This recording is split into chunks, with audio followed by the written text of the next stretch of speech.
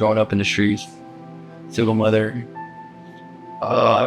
drug addicts, you name it. We were bottom of the barrel. Like a lot of people here in this program, that we all come from nothing, and we tend to visualize that this is the only outcome we have.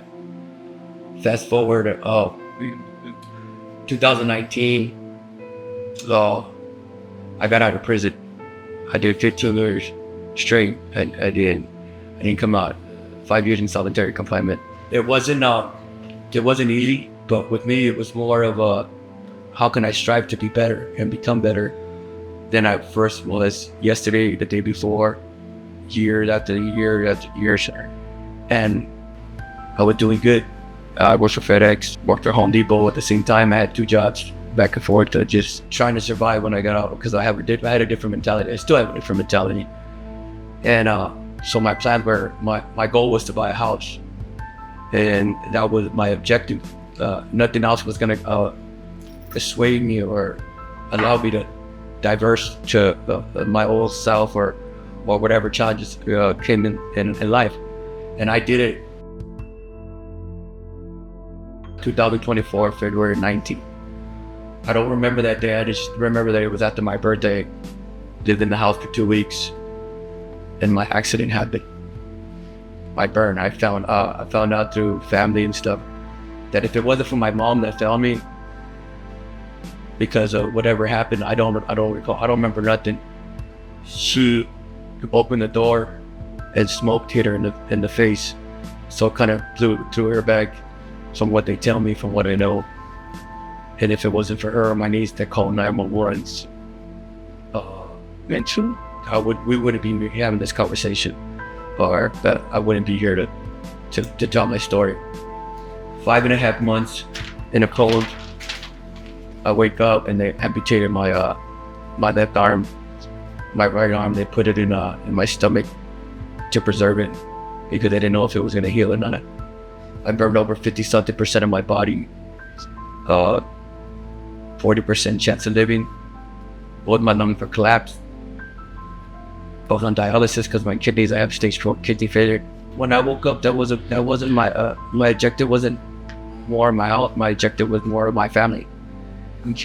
I didn't really care. And my only thing was that I didn't get a chance to say goodbye, but to tell them that I'm sorry for my mistakes, for leading people down the wrong path, from my harm that I did to society and to people around me that I love. My goal was to get myself out of this situation, out of this equation. I didn't want to be part of this equation anymore, because who wants to live like this? Something inside me died. But the one thing that my mom has always taught me is to fight. I'm the strong man because of her, not because of my dad, because of her. And waking up from the coma, they didn't know if I was going to be able to talk. I didn't know if I was going to be able to see. I'm partially blind. But I just keep going. It just doesn't stop me.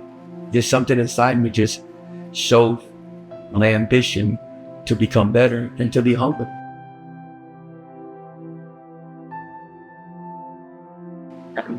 They couldn't take care of me for whatever reason. And so a couple of weeks went by at UCI, and they told me, well, they want to send you to Long Beach. I go, no, I go to Long Beach. I told them, I'm from Orange County, I'm going to keep it in Orange County. They're like, no, you need to go. They didn't give me an ultimatum. They said, you got to go. And I told them straight up, I go, if I go there and I don't like it, I'm going to pack my shit, I'm going to bring it right back, I'm going to park right my ass back at UCI. They said, okay.